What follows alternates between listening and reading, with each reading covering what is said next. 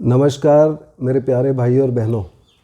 अभी पीछे कुछ ही दिन पहले एक सज्जन का मेरे पास फ़ोन आया जिनके आर्थिक हालात कुछ ठीक नहीं चल रहे थे।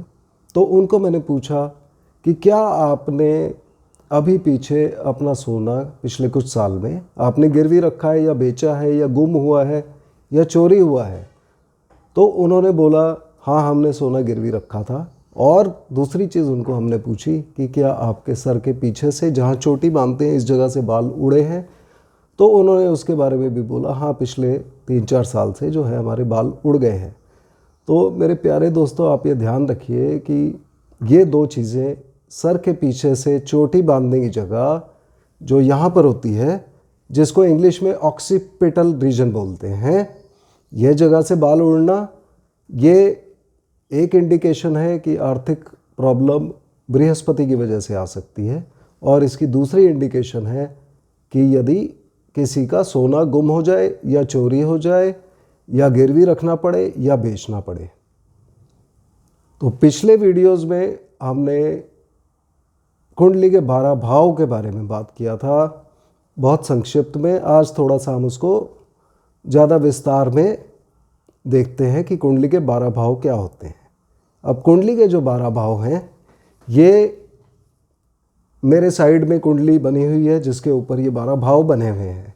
एक एक भाव 30 डिग्री का होता है, कुल मिलाकर 12 भाव। तो 12 गुणा 30 यानी कि 360 डिग्री पूरा कवर हो जाता है इन 12 भाव के अंदर।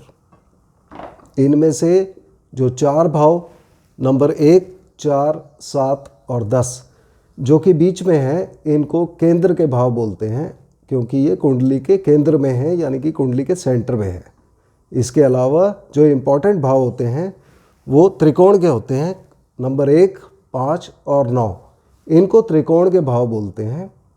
और यहाँ पर आप ध्यान देने वाली बात है कि जो लग्न भाव है, यानी कि जो पहला भाव है, वो कुंडली के केंद्र का भी भाव हुआ और वो त्रिकोण का भी भाव हुआ, क्योंकि पहला भाव केंद्र में भी है और पहला भाव त्रिकोण में भी आता है। अब ये 12 के 12 भाव हमको क्या बताते हैं, आइए इसके बारे में देखते हैं। जो पहला भाव है उसको तन भाव बोलते हैं। तन भाव मतलब हमारा शरीर, हमारे शारीरिक विकास कैसा होगा, देखने में आदमी कैसा होगा, देखने में जातक की लंबाई, चौड़ाई, उसका रंग, उसका व्यक्तित्व कैसा होगा, वो कैसे सोचेगा, वो कैसे बात करेगा, उसका बिहेवियर कैसा होगा, उसका एटीट्यूड कैसा होगा, ये सारी चीज़ें हम लग्न से देखते हैं। इसके अलावा यदि लग्न आदमी का बहुत ही बलवान है तो ज़्यादातर उसकी कुंडली, ये आप समझिए कि ज़्यादातर कुंडली लग्न और लग्नेश के अच्छा होने से कुंडली बहुत अच्छी हो जाती है। जो कुंडली का दूसरा भाव है, जहाँ 2 नंबर लिखा हुआ है, यह कुंडली का धन भाव बोलते हैं। इस भाव से हम आदमी का धन, कुटुंब, वाणी देखते हैं, यानी कि जो धन देखते हैं वो हम उसकी चल संपत्ति देखते हैं, यानी कि बैंक में पड़ा हुआ धन या उसके पास ज्वेलरी, हीरे, जवाहरात, सोना, चांदी, जो चीज़ें वो, जो धन वो बेच सके, उस धन को हम यहाँ से देखते हैं। इसके अलावा हम देखते हैं कि उसका कुटुंब कैसा है, वो कैसे ख़ानदान में पैदा हुआ, उसका अपने कुटुंब के और अपने परिवारजनों के साथ कैसा संबंध रहेगा, उसकी वाणी कैसी रहेगी। और दूसरे ही भाव से हम खाने पीने का भी देखते हैं कि उसको किस प्रकार का खाना खाना पसंद होगा। तीसरा भाव, कुंडली का तीसरा भाव आदमी का पराक्रम दिखाता है। आदमी कितना पराक्रम होगा, वो कितनी मेहनत करेगा, उसमें मेहनत करने की कितनी क्षमता होगी, यह आदमी की छोटी यात्राएं भी दिखाता है। तीसरा भाव आदमी के छोटे भाई बहन दिखाता है। यहाँ पड़े बैठे हुए ग्रह या इसके तीसरे भाव के जो मालिक ग्रह हैं वो हमें एक इंडिकेशन दे सकते हैं कि आदमी के छोटे भाई होंगे या उनके बहन होंगे। इसके अलावा ये आदमी के नीचे काम करने वाले व्यक्ति, यानी कि उसके सबॉर्डिनेट्स और उसके पड़ोसियों को भी दिखाता है। जो कुंडली का चौथा भाव है, इसको सुख भाव बोलते हैं। सुख भाव मतलब आदमी का घर में कितना सुख मिलेगा, क्या वो घर में सुखी रहेगा या नहीं रहेगा। इसके बाद चौथा भाव उसकी माता को दिखाता है, उसकी माता की सेहत कैसी रहेगी, उसके माता के साथ संबंध अच्छे होंगे या खराब होंगे। चौथा भाव इसके अलावा आदमी की अचल संपत्ति यानी कि उसकी ज़मीन जायदाद को भी दिखाता है। यानी कि चौथे भाव से हम देख सकते हैं कि आदमी के पास कितनी प्रॉपर्टी होगी, कितनी ज़मीन होगी, कितनी जायदाद होगी। यह सब हम चौथे भाव से देखते हैं। जो पांचवा भाव है यह संतान भाव है। ये हमारी संतान दिखाता है। हमारी संतान कैसी होगी, उसका हमारे साथ कैसा संबंध होगा, वो संतान आगे जाके कैसे निकलेगी, हमारे साथ अच्छी रहेगी या बुरी रहेगी, यह चीज़ें हम पांचवें भाव से देखते हैं। इसके अलावा पांचवा भाव आदमी की इंटेलिजेंस दिखाता है, वो कितना इंटेलिजेंट है या वो कितना इंटेलिजेंट नहीं है। इसके अलावा पांचवा भाव आदमी के घूमने फिरने का शौक़ और उसके अनसर्टन गेम्स यानी कि जुआ, सट्टा, लॉटरी, शेयर मार्केट, यहाँ पर उसको कितना फ़ायदा होगा या नुकसान होगा, ये हम पांचवें भाव से देखते हैं।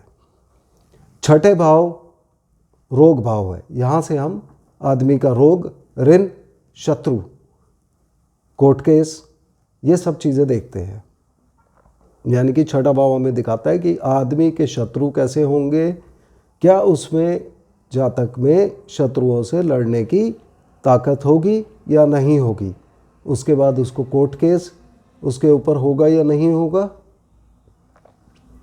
उसको लोन मिलेगा या नहीं मिलेगा, और इसके साथ ही उसको यदि सामने वाले किसी पार्टी से पैसा मिलना है तो वो पैसा उसको कब मिलेगा, ये सब छठे भाव से देखा जाता है।